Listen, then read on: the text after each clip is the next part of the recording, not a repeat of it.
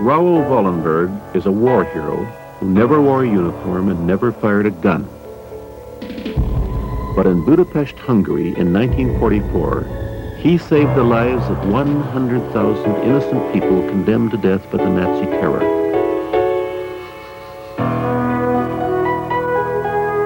For his unprecedented heroism, Wallenberg received no honors, no medals. Instead, he was arrested by Soviet soldiers. He disappeared near the Gulag archipelago, a vast Soviet prison system where millions have vanished without a trace. He was abandoned by his country, forgotten by the world. More than 35 years ago, his captors pronounced him dead. The truth is, he may still be alive, a prisoner in the Soviet Union.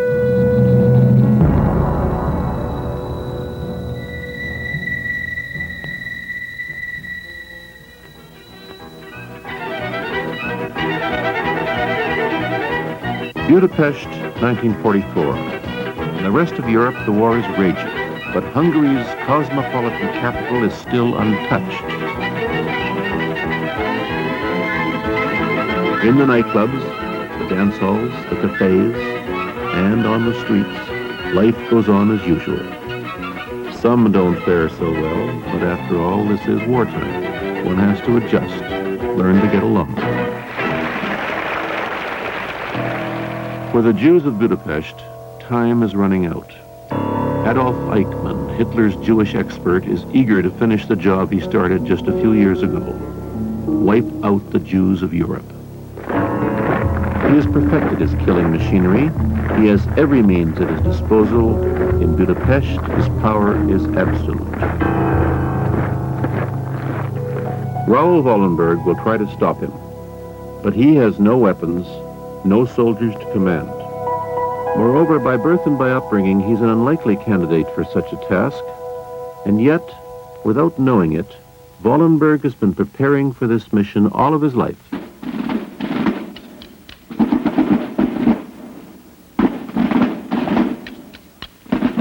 His father dies 3 months before he is born in 1912, and Raoul is the solace of his heartbroken mother, Mai. Responsibility for the boy's education is assumed by his grandfather, Gustav. It will not be an ordinary education. The Wallenbergs are not ordinary people. They are one of Sweden's richest, most powerful Protestant families, founders of a banking empire, industrialists, diplomats, bishops, the confidants of kings.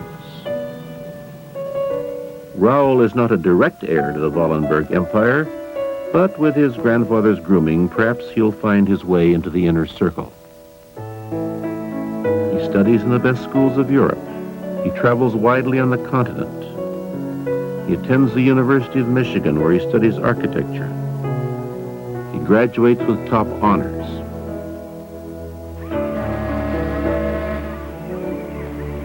In 1936, Wallenberg is apprenticing in a bank in Haifa, Palestine. He's been sent there by his grandfather to learn the banking trade. But soon he finds himself distracted from his work by more compelling events. Haifa is the central port of Palestine.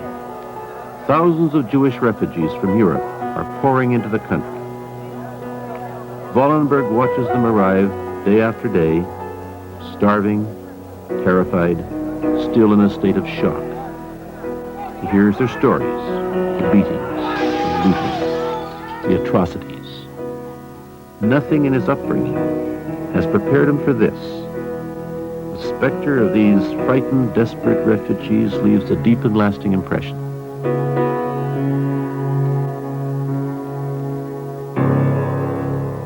Adolf Eichmann is also apprenticing in Palestine. He's been sent by the Nazi Party to study the Jews at first hand. For this one-time traveling salesman, anti-Semitism has provided a unique career opportunity. Eichmann's task is to help Nazi science rationalize the extermination of inferior races. Jews and gypsies head up the list. Genau wie die Väter einst aus Deutschland nicht Geschenk erhielten, sondern selbst sich schaffen mussten.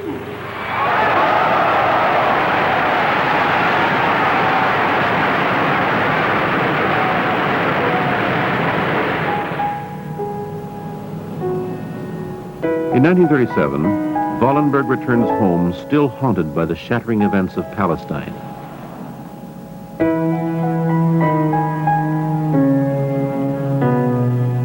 He had been promised a position in the Wallenberg Bank, but his grandfather dies, and he's deprived of his sole sponsor in the family. Now his uncles, Marcus and Jacob, decline to keep the promise. At 26, bursting with energy and ambition, Raoul Wallenberg finds himself with no career and few expectations. I don't know why I don't remember him. Vivica Linfors recalls a date with Raoul. I was a hot young girl, and it would have been easy to have remembered him as a hot young man. But it was like we never got to that point with each other. Now, I did have a feeling of that he might have wanted to get to that point.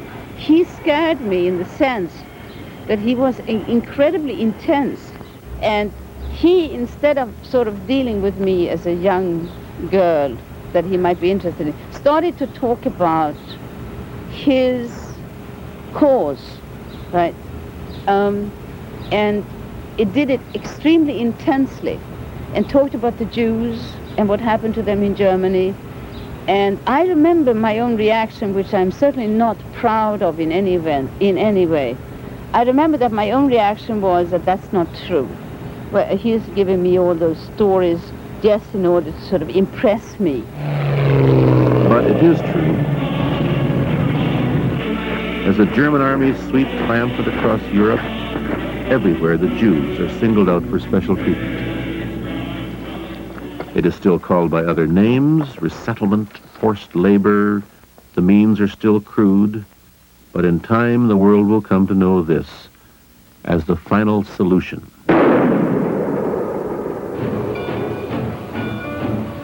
From 1941 to 1944, Wallenberg makes repeated trips through Nazi-occupied Europe into Hungary. He's working for a food import company. The senior partner is Koloman Lauer, a Hungarian Jew. Wallenberg becomes an expert at dealing with Nazi officials, when to threaten, when to flatter, when to grease an outstretched palm. He had a way of talking that he was very funny, you know. He was full of humor, and for some family occasions he imitated a German, just like a German, you know. He did it in such an amusing way, and we just roared with laughter.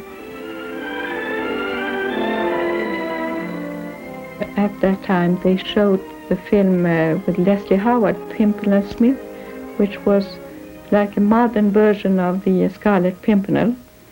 And it was about a professor in archaeology in Oxford who wanted to save some Jewish scientists. Yes, you'll be surprised what we've discovered about an early Aryan civilization. What's in there? Oh, relics of pottery, weapons. It was a very funny film because he had wonderful confrontation with the stupid Nazi heads, and it impressed Raoul so much because of this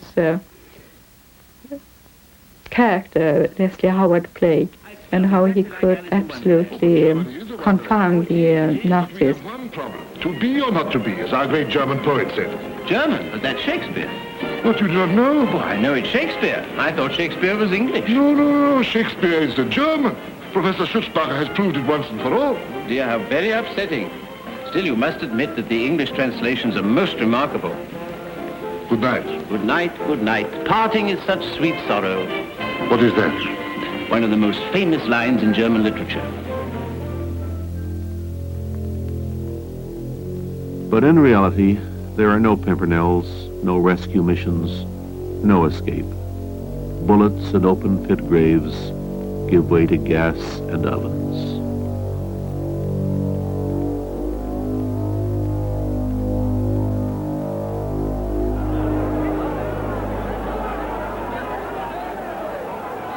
In January 1944, President Roosevelt finally decides to act.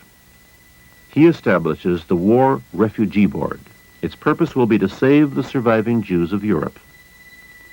Ivar Olsen is the board's representative in Stockholm.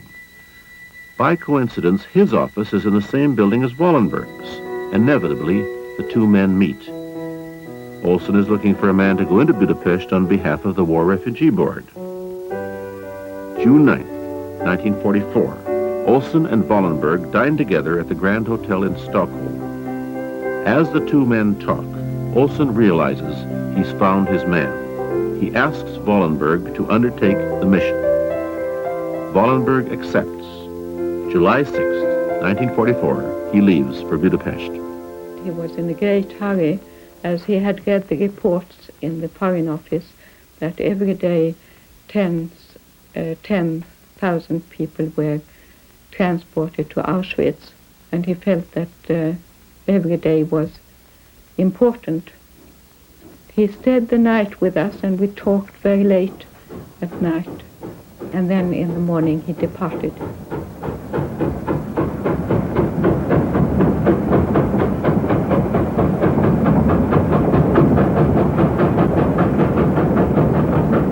The train is crowded with German soldiers. Wallenberg sits alone and measures the odds. The Americans are financing the mission. They have pressured a reluctant Swedish government into giving him a diplomatic cover. Against him is arrayed a hostile Hungarian government, the German army, and the killing machinery of Adolf Eichmann. It seems hopeless. But for years, Wallenberg has been traveling through occupied Europe. He knows Hungary, he knows Budapest, he knows the Nazi obsession for paperwork, their weakness for both flattery and authority. He knows he speaks German as well as any Nazi officer. Since his days in Palestine, he has been haunted by the fate of the Jews. Finally, he's found an outlet for this passionate concern. Raoul Wallenberg, at the age of 32, is at the crossroads of his life, and he knows it. On July 9, 1944, he arrives in Budapest.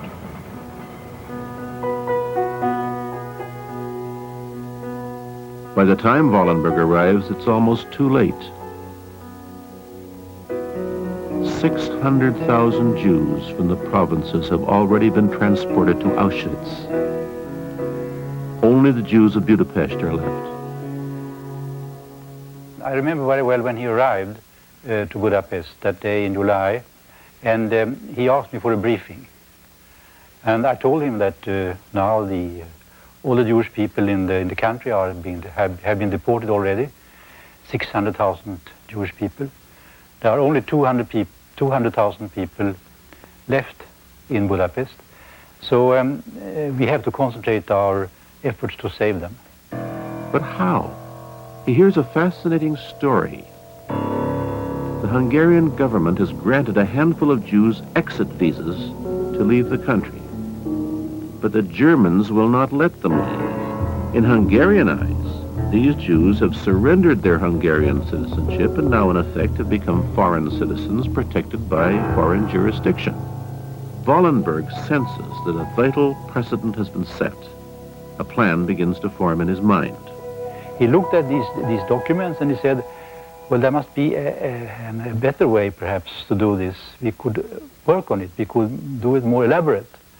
And so he invented more or less on the spot these Schutzpässe, these protection passports. And I have one here, and which shows you exactly how they look. They were in the Swedish colors, in blue and yellow, with the Swedish coat of arms here, and with a photo of the holder, and in Hungarian and German language saying that this person has got a visa for Sweden and is under the protection of the Swedish government with the family and the property and everything. A completely illegal document, of course, from the international viewpoint. Illegal, but effective. Wallenberg is allowed to issue only 4,500 Schutzpasses, but he's found a way to confront Eichmann. He will slow him down with paper.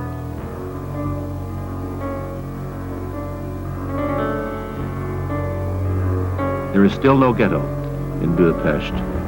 But all the Jews, including those with Schutzpasses, are forced to live in special houses marked with a yellow star. They're confined nearly 24 hours a day. They're not allowed to work. They're constantly being searched, robbed, beaten. Wallenberg now demands that Jews with Schutzpasses be placed in specially designated houses. The houses and the inhabitants will be under Swedish jurisdiction. To his amazement, the Hungarians agree. Wallenberg starts with only 3 houses, but he knows another vital precedent has been set. Meanwhile, Wallenberg's expanding operation is regarded with suspicion by the career diplomats of the Swedish embassy. Wallenberg was not a career diplomat and had his own way of doing things, and he invented the so-called protection passports, who was issued in larger and larger editions. Really, Raoul was the one who did everything, and his word was, on the end, the most important. So if he asked the ambassador to sign a paper, the ambassador had to sign the paper. We always had to give in because Raoul Wallenberg had a very strong will, and he was saying, well, you're talking about protecting Swedes and their property. I'm talking about saving Jewish lives. My impression in all those months I worked with him was they were lukewarm. They admired him for what he has done, but they were not really wholeheartedly, constantly with him. Time now seems to be on Wallenberg's side. August 1944, Paris is liberated. The same month, Romania surrenders to the Russians. The Red Army is closing in on Hungary. Now the German priority is to fight the Soviets. Eichmann is recalled to Germany. The Jewish problem will have to wait. The deportations finally stop. On October 15th, Hungary's leader, Admiral Miklos Horthy, makes a fateful decision. He announces a truce with the Soviet Union. For Hungary, the war seems to be over.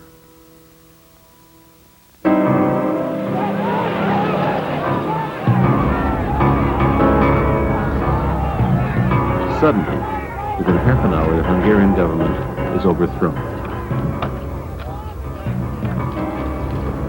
The Arrow Cross, the Hungarian Nazis, seize power.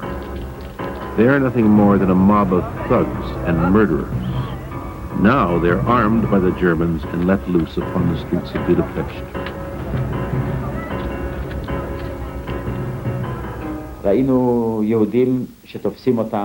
We saw the Jews being grabbed in the streets. Sometimes I saw the Arrow Cross Nazis tie rocks to their belts and use them like whips. It was like a lynch mob. They rounded up all the Jews they could find and took them to the Arrow Cross prisons. The new premier is Ferenc Szálasi. Like his soulmate and master in Berlin, Szálasi's mission is to deliver his people from the Jewish Bolshevik menace. On October 18th, his interior minister makes a chilling announcement. We recognize no letter of safe conduct nor any foreign passport which a Jew of Hungarian nationality may have received from whatever source. The Schutzpass is abolished. Eichmann returns, gloating. The deportations resume. A ghetto is established. In a stroke, Wallenberg's work is undone. But now his ability to move comfortably in aristocratic circles pays off. Soon he has a friend in the new regime. She's the wife of the Arrow Cross foreign minister, Baroness Elizabeth Kamenny. Well, you see, we've been rather close work together, see. He needed me, I needed him, because I wanted to help the Jews too. So. Wallenberg promised to help in Sweden, whatever he could, that he will be recognized by the Swedish government. He eagerly wanted Sweden to be the first neutral country in the world to recognize them. Of course, we had instruction from Stockholm never to do that. And this foreign minister, Kemeny, he was a rather naive person, and we told him, you, Mr. Foreign Minister, you are going to be the first Hungarian ambassador to Stockholm. And he was very pleased to hear this. Baron Gábor Kemeny comes from an old and distinguished family. At 31, he is the youngest minister in the cabinet. His name and title give the new regime a touch of class. First of all, Wallenberg wrote him nearly every day or every second day long diplomatic notes. That was already, yes, to my husband. You know, he wants to make him soft. You know, he was very shrewd, Wallenberg, somehow. My husband sometimes got a little bit angry and said, your friend Wallenberg and the friends of your friend Wallenberg. That's his name, his words. The Baron is more than angry. His ears are burning with gossip about his wife and the young Swedish diplomat. And then they said that I've been the mistress of Wallenberg, and I did it for love for him. But of course, you can't expect that because I was very newly married. I expected my first baby and I was in love with my husband, a very good-looking husband, really. While the Baron worries about his honor, his wife worries about their future. She and Wallenberg meet discreetly in a quiet restaurant. They both know the Nazis are losing the war and the Baron may be hanged as a war criminal. Wallenberg proposes a deal. He offers to protect the Baron and his family when the war ends, if he convinces Salishy to restore the Schutzpasses. For her part, the Baroness must make her husband confront Salishy. But how? The Baron is loyal to his leader and his party. She will use her most potent weapon. She will threaten to walk out on him. I told him I have to go home, and if he can't get through with the Schutzpass, I have to leave and go into my mother and shan't come back. You know, she did. He was so out of himself that he took the tablecloths and threw everything to the floor. All porcelain, glass, everything went round. And then he left with a bang on the door, and there he was. Kemeny leaves in a rage, heads straight for the Parliament. He's torn between his wife and his party, but at midnight, after a stormy cabinet session, the Baron goes on radio and announces that the Schutzpasses have been restored. And then the day afterwards, the huge thing arrived, huge flowers, see, from the above to the ceiling, you see. I don't know where he got it from. And my husband saw that, and he said, what on earth, who sent that? And I told him it's Wallenberg. But the Arrow Cross will not be stopped by scraps of paper. Unlike their German masters, they have no respect for proper form, for legal formalities. Their sole intent is to loot, torture, and kill. Kemeny's announcement is not enough to restrain him. The orgy of murder continues. In these days, Wallenberg is everywhere. On the phone, bombarding the government with official complaints. In the streets, bringing food and medicine and words of hope. In the train stations and prisons, retrieving those Jews with passes who had been snatched by the Arrow Cross. In a synagogue where thousands are locked for days without food or water, Wallenberg gets them out. He bribes, he threatens, he begs. As the terror heightens, the Wallenberg legend is being born. There was a Swedish diplomat in the midst of Budapest in the end of the war when total anarchy was reigning, not only not having a gun, but not having any way to defend himself or to protest if they shot him right there on the spot. Nobody were known.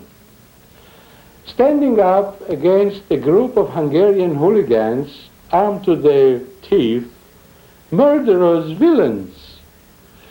The fact that he succeeded in commanding them was an exercise of authority that is very hard today to imagine. One night he heard that the Hungarian Arrow Cross are shooting mothers, children into the Danube and some old people. And immediately he turned around and says, how many of you can swim? And maybe there were 10 of us. We said we can. And in that cold winter night, we all went in the cars, and it was no moonlight. And as they were shooting, we were jumping. So actually the Hungarian aeroplanes didn't know whether the one flash was somebody who jumped or somebody who fell. Probably we didn't save more than 50 people. Hundreds of Jewish children are sheltered in monasteries and convents. Now the Arrow Cross wants them as well. As they're being led away, Wallenberg buys back their lives. Raoul Wallenberg was standing there, and he was speaking with the head of this patrol, about 15, 18, 20 people with weapons. And he was speaking very seriously, and I watched him, we were standing behind him, that he put some little package in the pocket of the Hungarian officer. And after that he began to speak to the other soldiers that I am the representative of the Swedish king of Sweden, and I came and these girls are under my protection. And the leader of this patrol, the officer commanded them, come, and they left, and the poor girls went back crying just as little babies. The drive is on to force the Jews of Budapest into the ghetto. This is the Eichmann method. Isolate them, starve them into submission, then deport them. Now Wallenberg demands that all Jews with Schutzpasses be placed in a special international ghetto where they'll be protected by foreign jurisdiction. He warns the Arrow Cross that failure to comply will certainly delay diplomatic recognition. Craving legitimacy, Salishi concedes. 16,000 Jews with Schutzpasses are ordered into houses designed for 4,000 people. But with Wallenberg's complicity, thousands more Schutzpasses have been forged and distributed by the Zionist underground. In reality, tens of thousands of Jews are seeking shelter in these houses. Conditions are unbearable. People sleep in the stairwells, corridors, and closets. There's not enough air to breathe. Every day, more arrive. My mother was in labor with me, and there was no place to go. And she and my father were at the embassy when Raoul Wallenberg came along and offered to lend his own apartment and his own bedroom so that my mother could be more comfortable when I was born. And in fact, that's what happened. She was in labor with me, and I was born in his bedroom while he slept outside the door on the floor or on a bench with his overcoat. And in the morning, my father went outside the door when I was born and said that to please come in, and would he be my godfather, and he accepted, and in fact gave me my name. The car arrived, outstepped Wallenberg. My mother knew it's Wallenberg, though she never saw him. But you didn't have many cars in Budapest at the time, and not people dressed as European diplomats, and it was very obvious that it's something very unusual. And he stepped out and he protested to the leader of this group and demanded that they should immediately release these women who are under his protection. And there was some dispute there, and some quarrel, and some shouting, and the Hungarians relented, and they let the women go back. Wallenberg's efforts encourage other rescue operations. Josef Meyer, a Budapest Jew, was one of the leaders of the Zionist underground. Daily, he and his men disguised themselves in Nazi uniforms and braved the streets of Budapest, trying to rescue Jews. היינו לבושים בשעטנז של מדים, אבל תמיד השתדלנו שיהיה... We wore different kinds of Nazi uniforms, but we always wore the Arrow Cross armband because that gave us the most authority. שנתפסו על ידי חיילים או על ידי שוטרים. We'd look for Jews who were being led away by the Nazis, and we'd demand that these Jews be handed over to us. Then we'd bring them back to the ghetto or the protected houses. כשהייתי נכנס When I'd go into the ghetto or the protected houses, I'd meet people who said they were saved by Wallenberg. This image began to form in my mind of someone legendary who would appear here and there, wherever he needed to be. The doors of the cars were locked. Suddenly, a Volkswagen arrived. It stopped between the railway tracks, and a man jumped out. The man was Raoul Wallenberg. He was talking to him. He showed official papers, and finally, the commanding police officer made an announcement. Those Jews who have protective Swedish passports should step down from the cars. And strangely enough, in most cases, the Germans obeyed. They were impressed with Raoul Wallenberg. So they opened the doors, and Raoul Wallenberg went in and asked if there were any people with Swedish passports.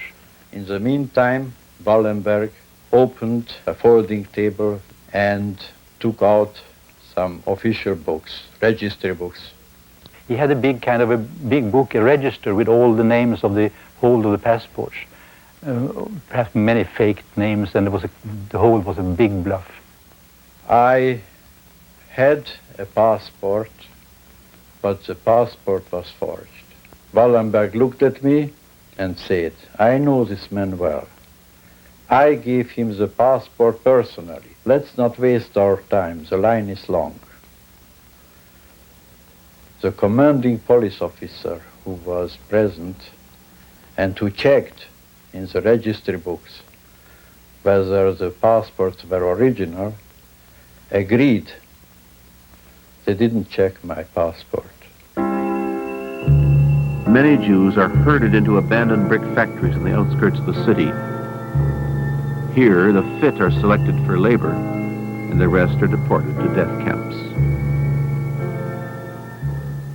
The next morning, we saw in one part of the factory people come in civilian clothes with a loudspeaker. First, we didn't hear what he was talking to us. Suddenly, we realized that was Raoul Wallenberg, and he was telling us that he negotiated with the Germans that those people with Schutzpasses, whichever kind of Schutzpasses, should be all allowed to go back to Budapest. What this meant to us, it's very hard to imagine that someone who had no responsibility to us, who came from a free world, from his free will to save us, to help us, who saw that we were human beings worth saving. It gave us back our courage. It gave us back our confidence in ourselves, that we are not just animals who should be ordered into a factory, and that's it. The German army needs all available transportation for the war effort.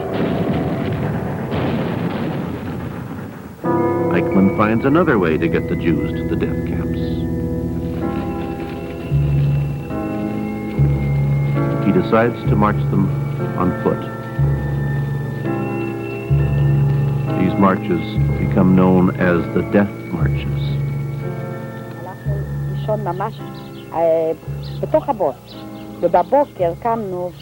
We went to sleep in the mud, and in the morning when we got up, half the people had frozen to death.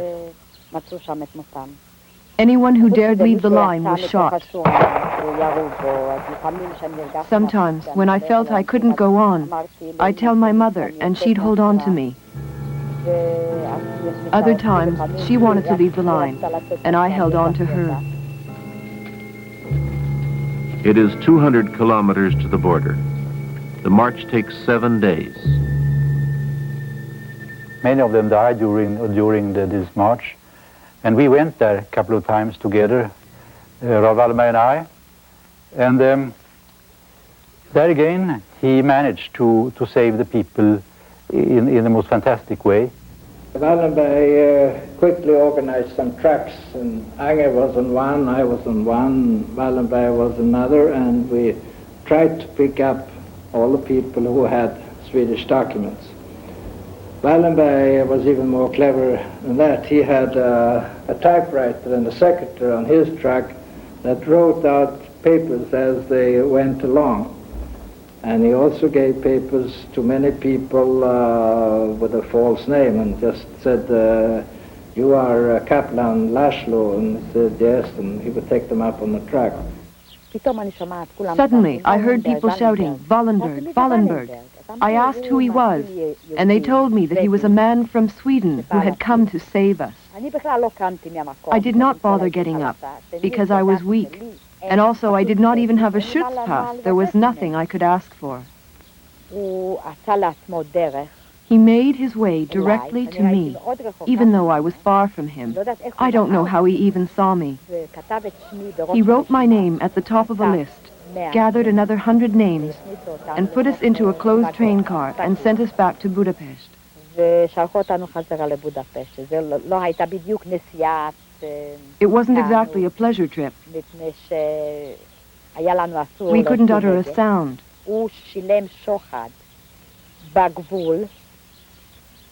He bribed the officials where we got on, and also the ones in Budapest. But if we had been discovered anywhere en route, that would have been the end of us. He couldn't bribe everyone. The lucky few return to Budapest. To the rest, Wallenberg distributes hot soup, medicine, and blankets. From the Austrian border, he calls Laszlo Samosy in Budapest.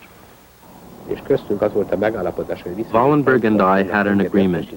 Whenever a transport returned to Budapest, he'd call me, and I'd go to the train station to receive them. They came back in open cattle cars, without food or drink. Those who came back were in horrible condition. One evening, we received a call that a group was coming. We went to the train station to wait for them. They arrived in such horrid condition. My husband had to carry them off in his arms. Not far away, there were other people waiting for the train. They stared at us, but no one offered to help. Things were happening at such an insane pace. More and more people were begging Wallenberg to help. He was available day and night. He couldn't say, I helped up till now, but here I stop.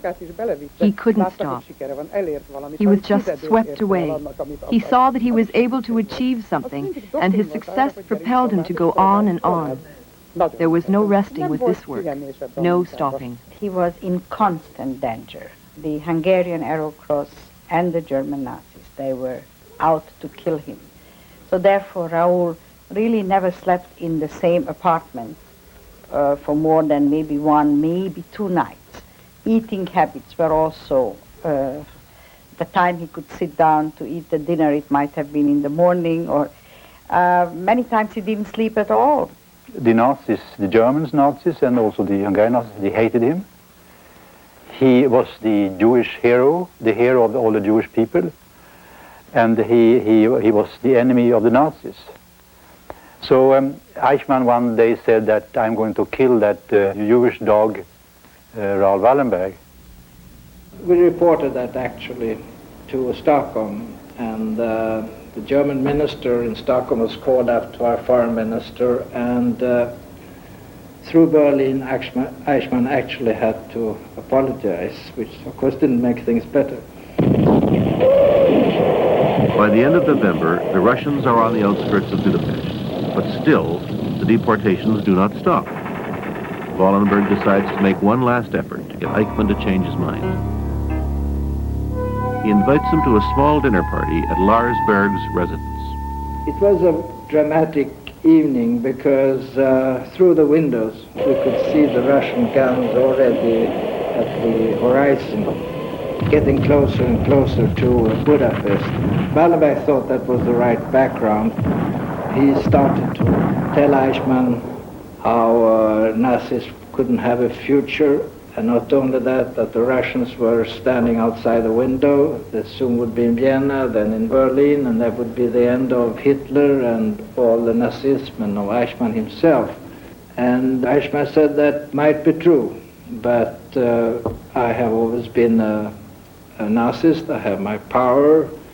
The good things in life all comes from Hitler, and I'm not going to betray him in the last minute. Wallenberg tried again and said, well, if you stop these useless deportations in the last minute, you can't even transport the people anymore to your camps. Why don't you change round, and we will see in the Swedish legation if we can protect you when the Russians come, saying you have helped the Hungarian Jews here. And Eichmann was reflecting, but looking at his aide and so on. He was very consequent. He said, no, I will not make such business with you. And that was the end of a conversation that was very dense. You could hear Wallenberg's quiet voice, just talking, quiet like I'm talking now, to Eichmann, and Eichmann answering the same way. There was no hot words thrown between them. So Eichmann got up, he bowed very politely.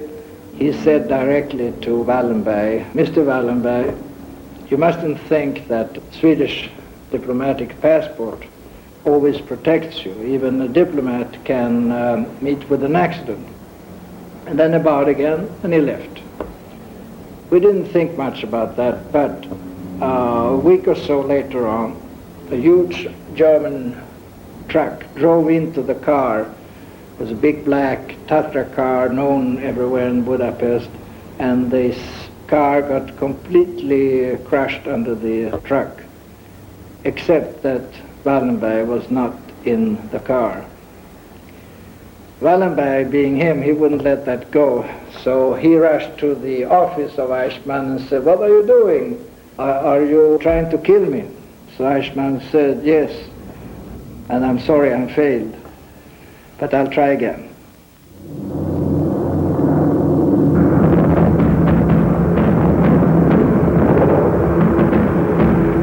In the first week of December 1944, the government abandons Budapest. The city becomes a lawless no man's land. Safe houses, Schutzpasses, diplomatic immunity, all are things of the past. Arrow cross gangs storm hospitals and orphanages. Not even children, not even the old or the sick are spared.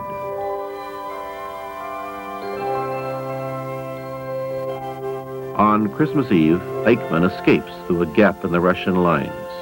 As he leaves, he urges the Arrow Cross to exact his revenge, kill Wallenberg. The same day, they attack the Swedish legation. But Wallenberg and his driver, Vilmos Langfelder, have taken refuge elsewhere in the city. 16 Venger Street. Stephen Raddy is called to the front door. I came out of the building and I saw Wallenberg and Langfelder. Wallenberg looked very nervous. He was in bad shape and he told me the Arrow Cross were looking everywhere for him. He asked for permission to come in and stay with us until the Russians enter Budapest. In the first week of January 1945, the Red Army storms the city.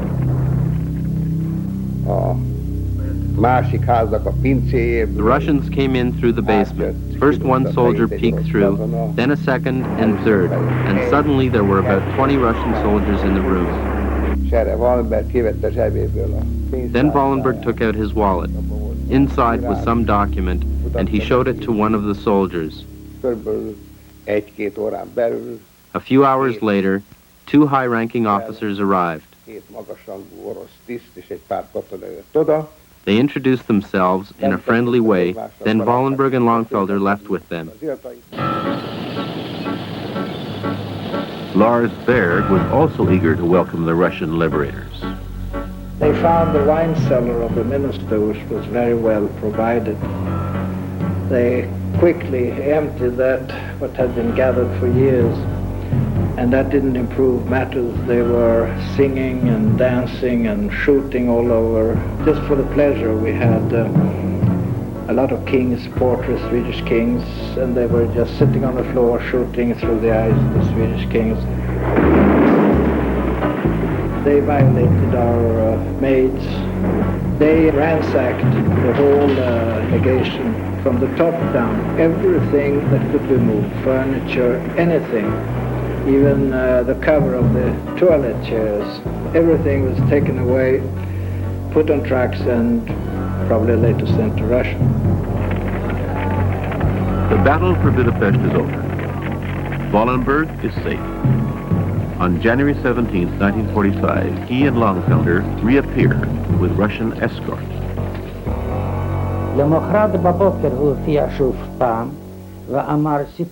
The next morning he appeared and told me that he had succeeded in contacting the Russians. He said that he had spoken with some high-ranking officers who had promised him all the help he needed.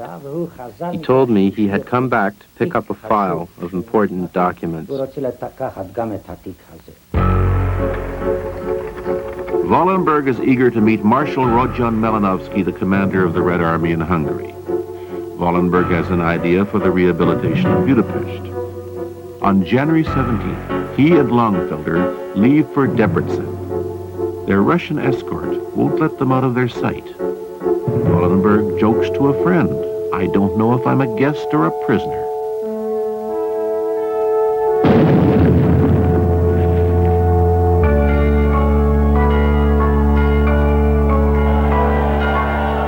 The war is finally over.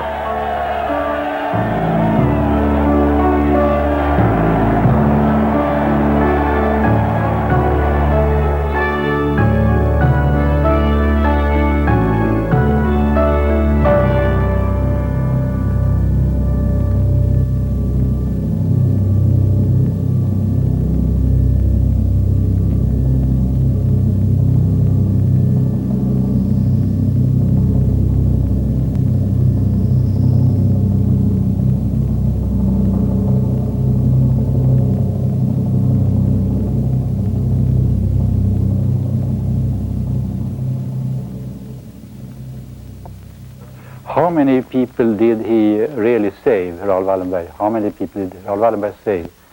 And it's, of course, quite impossible to give an exact figure, but if you remember his start, when he issued these passports, and how we managed to not only to issue those 5,000 passports and have those people safe in our houses, but in all secrecy we managed to lodge, say, 3 times as many people there as was allowed, say 15, 20,000 people.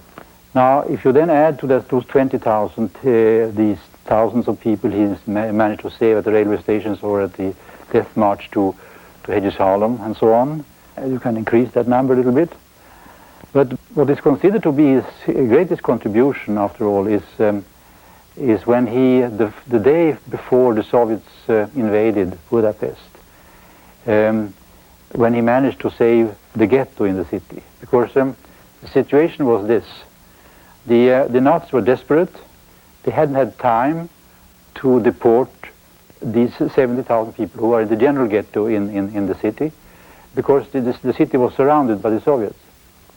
So in their desperation, they decided to mass murder those people, to blow the whole ghetto in the air. And when Wallenberg heard that, that was the Hungarian Nazis who had decided that.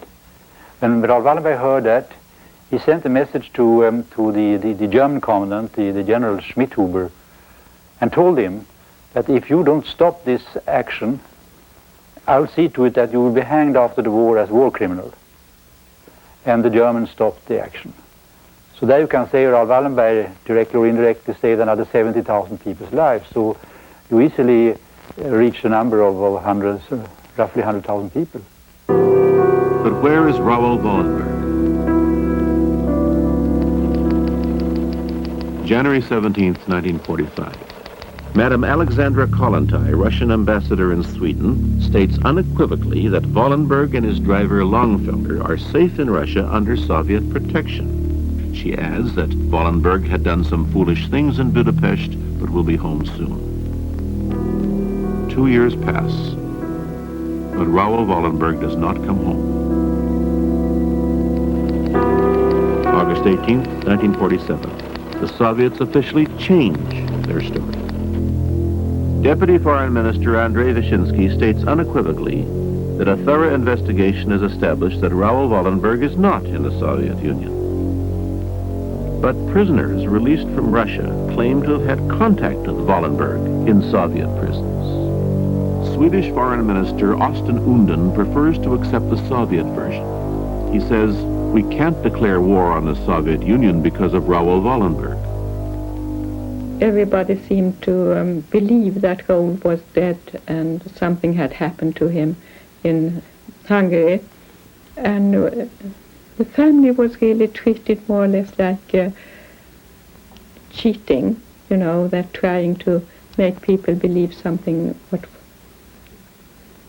which wasn't true. Budapest, April 1948. A grateful Jewish community commemorates a statue to Wallenberg's heroic achievements. The night before the unveiling, Soviet soldiers removed the statue. Years later, it turns up in Debrecen, in front of a drug factory.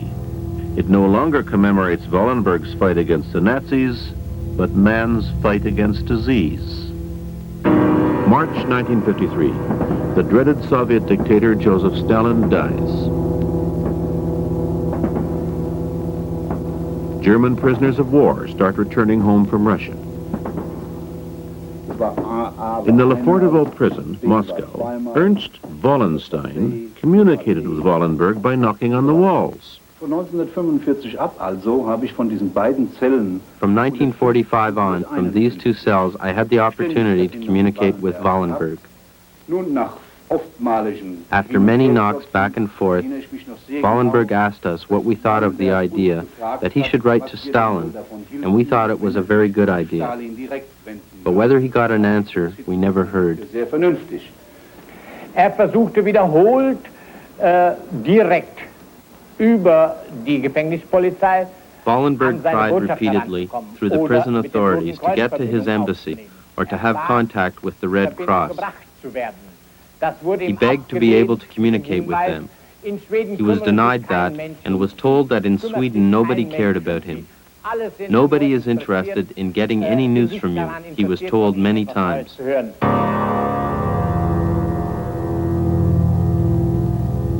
In the face of mounting evidence, Sweden urges the Soviets to review the facts.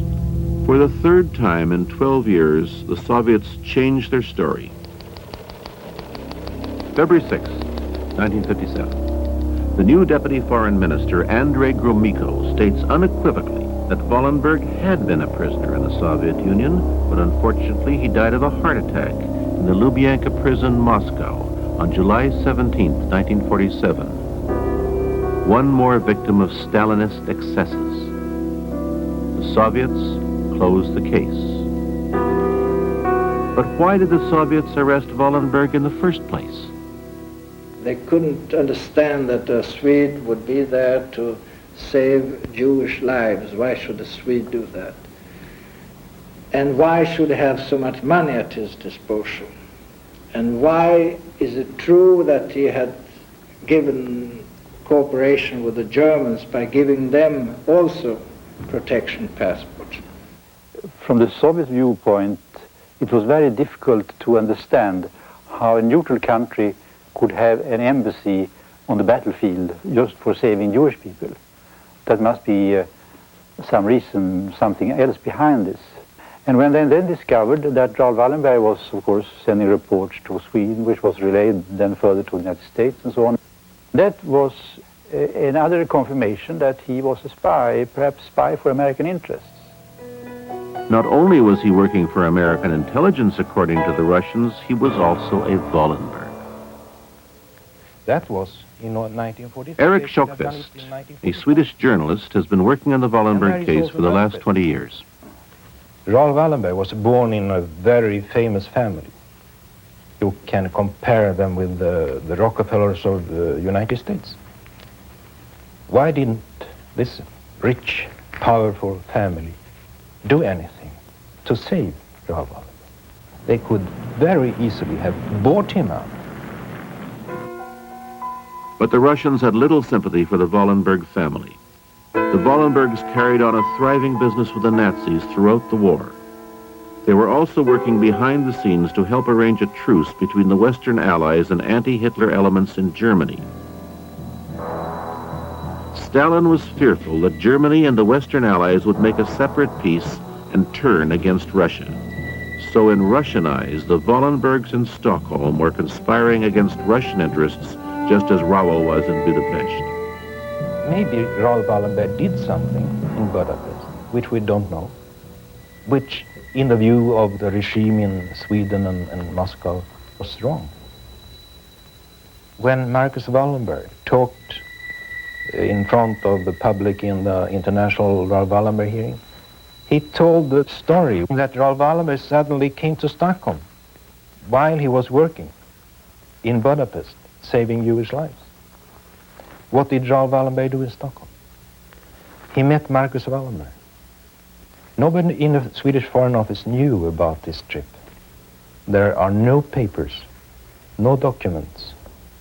But in a letter home, Wallenberg mentioned a plan he was developing for post-war Budapest.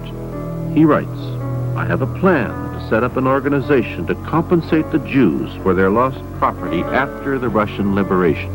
This was the important document he was bringing to Marshal Malinovsky. It was a blueprint for the complete physical and economic recovery of Budapest. It was to be his lasting legacy to the city. The plan required financial backing, so he went to his uncles in Stockholm. They listened with interest and most likely offered support. It remained only to convince the Russians. But Raoul Wallenberg did not know that the Cold War had begun. The Russian plan for post-war Hungary did not include the reconstruction of Budapest with capitalist funds. They were convinced his plan was part of a plot to incorporate Hungary into an anti-Russian alliance. Wallenberg was a legend in Budapest. He had power, influence, money. He was a threat, and he had to be removed. The Russians were wrong about Raoul Wallenberg. His only sin was naivete. He understood the Nazis so well, but the Russians not at all. And it cost him his freedom, perhaps his life.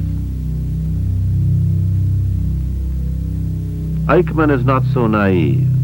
He escapes to Argentina. He lives for 16 years in freedom with his family. He meets the press and discusses his former career. Das glaube ich, das Novak-Trantagio an der Fachlandkonferenz. Nicht die Besprechung wegen der Deportationen, die fanden ja zwischen Kaltbrunner und... In 1961, he stands trial in Jerusalem, Israel. He is found guilty of crimes against humanity and executed.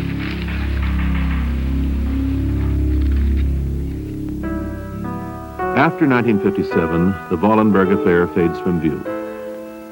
Only his mother refuses to believe that her son is dead. The Russians lied to her for 12 years. She refuses to believe them now. Day after day, she pesters the Swedish Foreign Office. We tried, and Mother tried all the time, but there was no response from the Swedish authorities, and they said, how can you believe that your son is alive? You know, with very cold eyes. But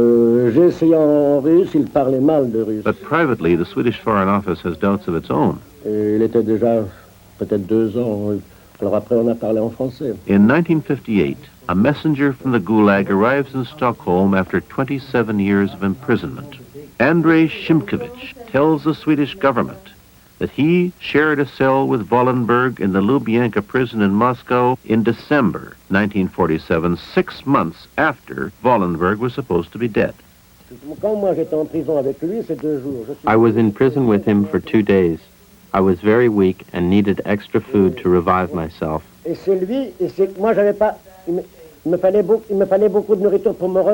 Raoul gave me a part of his ration, Et c'est Raoul qui partageait son pain avec He shared his bread with me.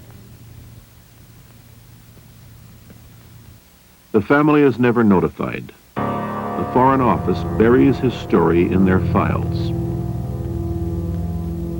But the story will not go away. In 1961, an eminent Swedish physician, Nana Schwartz, is in Moscow. She mentions Wallenberg to a Soviet colleague, Dr. Alexander Myashnikov. Myashnikov is the personal physician to the Communist Party elite.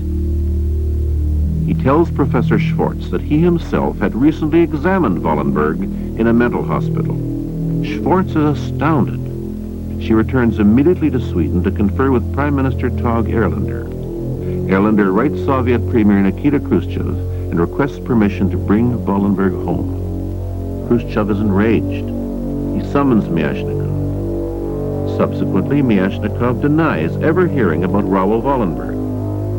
Within months, Dr. Myashnikov dies from a heart attack. Finally, the Swedes are forced to question the authenticity of the document released by Gromyko confirming Wallenberg's death in 1947. Wallenberg is spelt with one L. There's no first name, no age, no nationality, no prison number. All standard items on such documents. The letter is written directly to the Minister of State Security from the prison doctor, an impossible breach of bureaucratic protocol. The Soviets will not produce the original of this document. They will not produce the Wallenberg file. The prison doctor, the Minister of State Security have both been conveniently executed. No one can be questioned. The document is an obvious fake, but the Russians will not budge. Wallenberg died in 1947. They just accepted the denial in Sweden. Instead of using this enormous feeling of frustration and anger, which we could feel in Sweden, they didn't use it at all. Disillusioned with their own government, Raoul's mother, Mai, turns to international figures. But neither UN Secretary General Dag Hammarskjöld or later Secretary of State Henry Kissinger are willing to act on Raoul Wallenberg's behalf. She told me that the Swedish Wallenberg Committee exists. In 1967, she approaches the famed Nazi hunter, Simon Wiesenthal. And she said to me, I know what you are doing, and I know that you are a survivor, and I think this is your duty and the duty of all the Jews and of all people. They believe in justice, to help to find my son. And then I told her, Mrs. Van Darel, from now on, the Wallenberg case had for me the priority before catching Nazis. And I promised since that time, the Wallenberg dossier will always on my desk.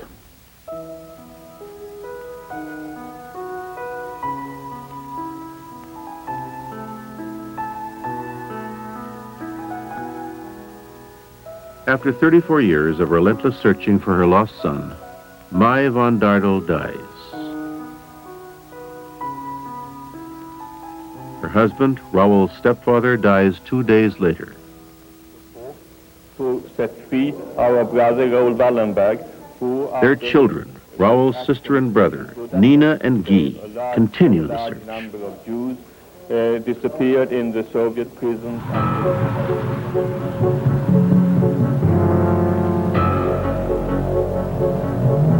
And then suddenly the mysterious land of the gulag begins to surrender its secrets.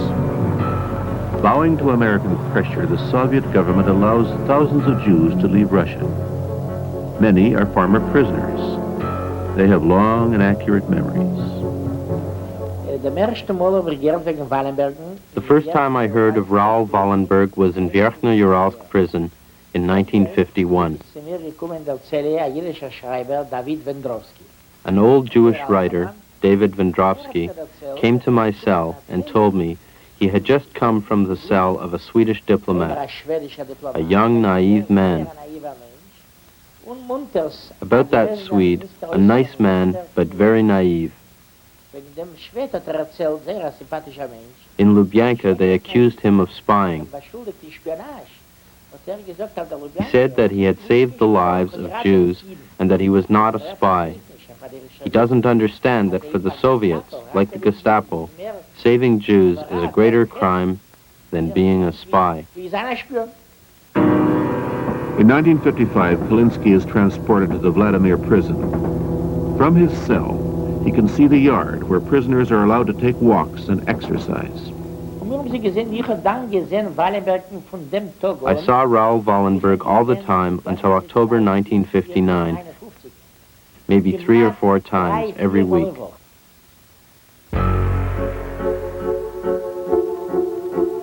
In 1961, an American citizen visiting the Soviet Union is arrested. He spends 28 months in prisons and labor camps. Several times he hears about a Swedish prisoner named Vandenberg. This was now the 3rd time that I had heard through independent sources of a Swedish prisoner. And I remembered the name Vandenberg. I thought it was unusual because this Soviet prisoner called him Swedish and gave the name of Vandenberg. And later when I came to learn of Wallenberg, the similarity in the name was too close to be mistaken for any other name. I had learned at that time from the Soviet prisoner that this Swedish prisoner, Vandenberg, had already been in Soviet prisons for a long time. McKinnon is released in 1963. It was only really many years after that that I came to realize that the Swedish prisoner called Vandenberg was Raoul Wallenberg. And how I came to realize this is through a rather unusual circumstance. I returned home one day from work late in the evening and started to read the New York Times. And while reading that article, I began to realize that this person, Wallenberg, was the very same person whom I had heard called Vandenberg. General Gennady Kuprianov was a prisoner from 1948 to 1956. In 53, and again in 55, he met Wallenberg on prison transport trains. In 1955, they met again in the dentist's office in Vladimir prison. 1978, the story breaks in the West. In Moscow, General Kuprianov is rearrested and dies suddenly of a heart attack in prison. Jan Kaplan is released from a Soviet prison in 1977. He calls his daughter in Israel. He tells her about an old Swede he met at the prison hospital in 1975. He adds that this Swede had been in prison for 30 years and is still in good health. The story breaks in Sweden. The government urges the Soviets to reopen the Wallenberg case. The Soviets refuse. They insist that Wallenberg died in 1947. Shortly after, Jan Kaplan is rearrested and disappears without a trace.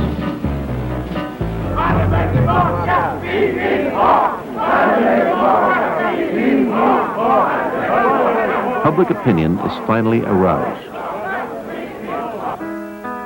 Simon Wiesenthal brings the story to the United States. His press release is read by Tom and Annette Lantos. They were teenagers in Budapest when they were saved by Wallenberg. They assumed he was dead. They start looking for a way to mobilize American opinion. President Carter is hosting a nationwide radio show. Annette Lantos calls the president. I told basically the president that my husband and I were saved by him. He saved 100,000 other innocent lives. He was taken by the Russians. He has been kept in captivity, and the Russians claim he's dead, but we know we have overwhelming evidence that he's alive. Would the president please try to obtain his release from captivity? President Carter tries. But Wallenberg is not an American citizen, so there's little he can do. That we do not forget that Raoul Wallenberg will not be abandoned by America. In 1980, Tom Lantos is elected to Congress. He proposes that Raoul Wallenberg be made an honorary American citizen. an honor previously given only to Sir Winston Churchill. He undertook his mission at the behest of the United States with American funds, and there is no doubt in my mind that the decades of his imprisonment in the gulag are directly related to the false Soviet assumption that he had been an American spy. So in the spring of 1981, I introduced legislation to make him an honorary citizen of the United States. On October 5th, 1981, President Reagan signs the document making Raoul Wallenberg an honorary American citizen. Raoul Wallenberg is the Swedish savior of almost 100,000 Jewish men, women, and children. Today there is evidence that he is still imprisoned by the Soviets. Wherever he is, his humanity burns like a torch. In Sweden, there's a general feeling that more should have been done for Wallenberg, especially right after the war when there were real opportunities to barter for his release. Now there's a renewed commitment, and only an opportunity is lacking. A flotilla of Swedish gunboats has moved in to encircle the beached Soviet submarine, a 70-meter-long Russian submarine which ran aground off Sweden's I really could not have dreamed that such a unique historic opportunity would present itself. A Soviet spy submarine caught red-handed inside Swedish territorial waters, unable to extricate itself from within a Swedish naval base, with the crew and the captain, and a global embarrassment for the Soviet Union. At dawn, my wife and I sat down and we drafted a very long and a very strong cable to the Swedish foreign minister, urging him not to release the captain and the crew and the sub until one of two things happen. If Raoul is alive, until he's released, or if he should be dead, which is a possibility. The Soviet Union at long last comes clean and tells the world what happened to Raoul in the 50s and the 60s and the 70s, when the evidence is incontrovertible that he, in fact, was alive. Well, as to the question if we could not have used the Soviet submarine stranded in Swedish territorial water in order to get Wallenberg back, well, this was discussed and immediately rejected by the government, because we found, and I still think that a civilized government does not enter into that kind of blackmail. It's as simple as that. You can see a line from 1945 when Raoul disappeared, when the Russians told us we have him. The Swedes didn't do anything.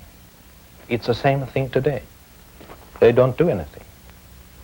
Why shouldn't they have tried to push the Russians concerning the sub, at least to get a word what happened to Raoul Wallenberg?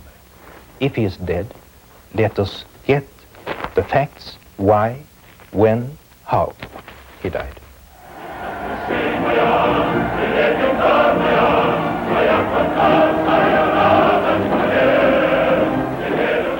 The way of dealing with the Soviets is, of course, a very tricky question. The only language the Soviets understand is they don't give anything without getting anything instead. That is as simple as that.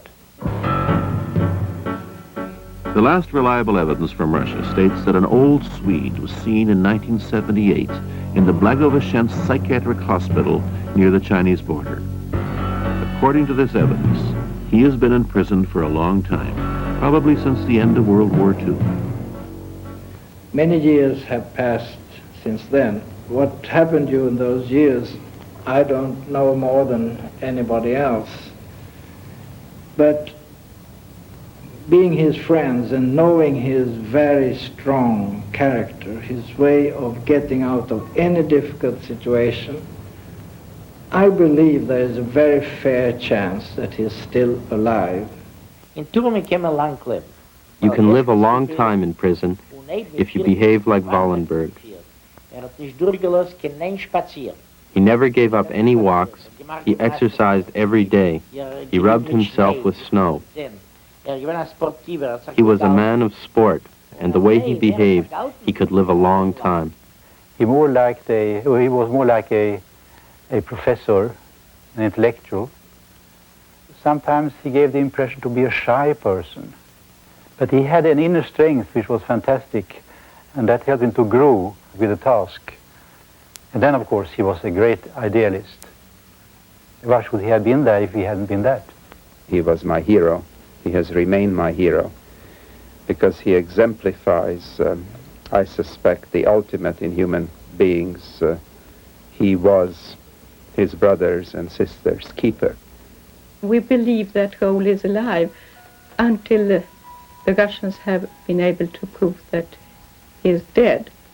And that keeps us all the time working and absolutely engaged in our efforts.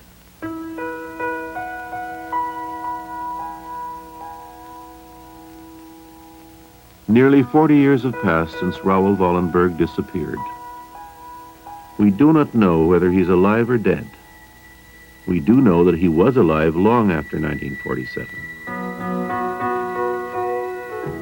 And we know that only timid, half-hearted attempts have been made to secure his release. Thousands owe their lives to him. Millions more look upon his heroism as a symbol of what is most noble in the human spirit. But while Nazi war criminals are allowed to live in freedom, Raoul Wallenberg is left to languish, perhaps to die, in a Soviet prison. His fate is an evil, ironic injustice. But Raoul Wallenberg has not been forgotten. His legacy inspires us. His fate will continue to haunt us until the truth is finally known.